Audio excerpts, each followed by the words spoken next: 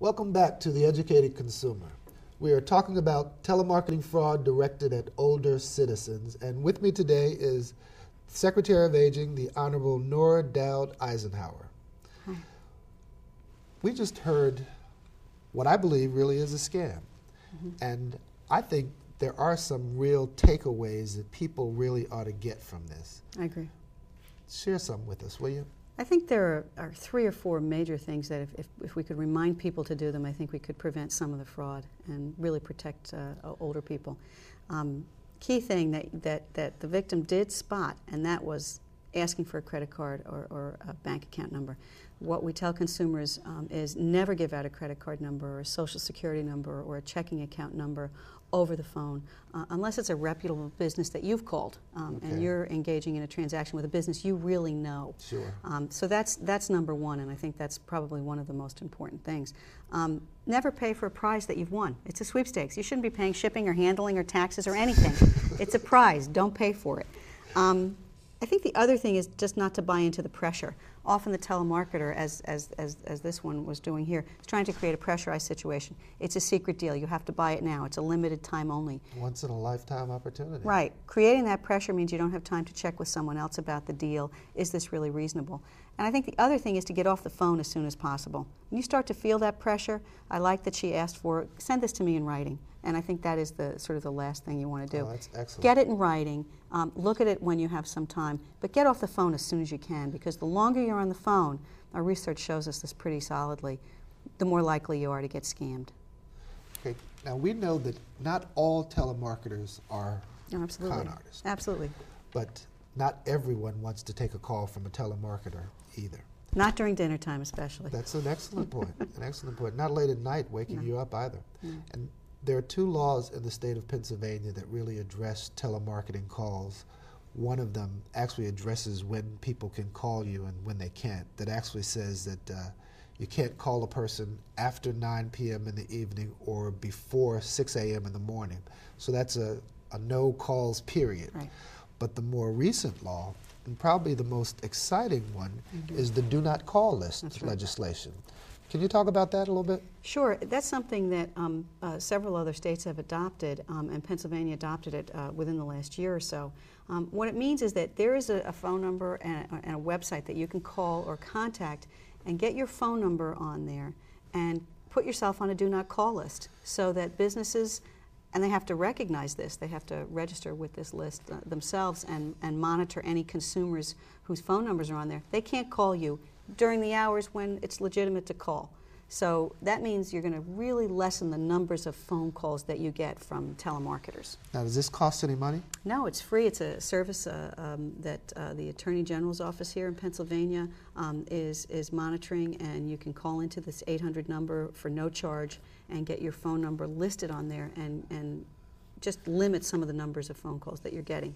And what happens if a telemarketer calls a person who's on that list? Well, the consumer can take the information down or find out the name of the company and report it to that 800 number also. But what may be more important and more compelling is that when that telemarketer calls you, you can say, I am on the do not call list.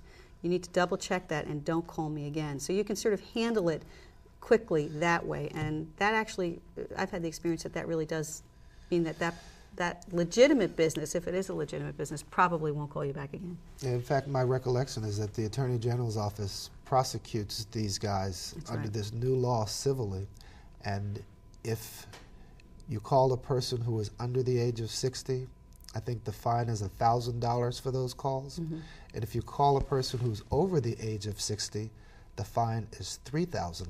That's right. And one of the things that I find most fascinating about this law is that consumers who actually report telemarketers can get 10% of the fine amount. Yeah, it's a good incentive. It's almost like a little prize. It's a kind of a whistleblower law. Yeah, it is. That's right. So, do you have a sense of how people can get to this thing? There's an 800 number. Okay, I know I have it here somewhere. I think you have the 800 number, but while you're looking for that, Rick, what I do want to do is remind people that fraudulent telemarketers are not probably going to respect the do not call list. Mostly it's legitimate businesses that will. So you're still going to have to be careful and remember the warnings we gave you. here's the number. Okay. The phone number you can call to get your name on the Do Not Call list is 1-888-777-3406. Let me give that to you again. It's 1-888-777-3406. Give them a call and get your number on that list, and you'll really lessen the likelihood of getting scammed. Right. There's an online contact. Yeah, there's also a website method. So give that website out too. Okay, the And website is hopefully we'll superimpose it on the screen. good, as and you then people say it. can check it out. It's www.nocallsplease, and I'll spell that out, NOCALLSPLEASE.com. It's all one word. Give it a try. And by calling those numbers or signing up on that website, people put themselves on this Do Not Call list. That's right. And that list is effectively the way to stop telemarketers from calling you. That's right. Now, I know there's sort of a lapse between when you first sign up and when you actually will stop getting calls, but that period is no more than about a month. I think you're right. And new businesses may come in, and you know, it's the first time you get a call from a new business. Perhaps there may be some, you know, breakthrough, but you are going to diminish the numbers of telemarketing calls you're going to get by getting on that list. Very good. Is there any other summary, direct suggestions that you have for our viewing audience? I think what I really want to do is just remind people that telemarketing scams are really something that harm older people more than younger people for a number of reasons. But one of the biggest reasons is that they're home, they're available during the day to be reached by telemarketers. I think the other reason that the harm is so devastating to older people is that for many of them, they've worked their whole lives, they've saved, they have a relatively fixed income, and to lose money through a scam, telemarketing or otherwise, is really hard to recover. So that's important. Thank you all very much for joining us.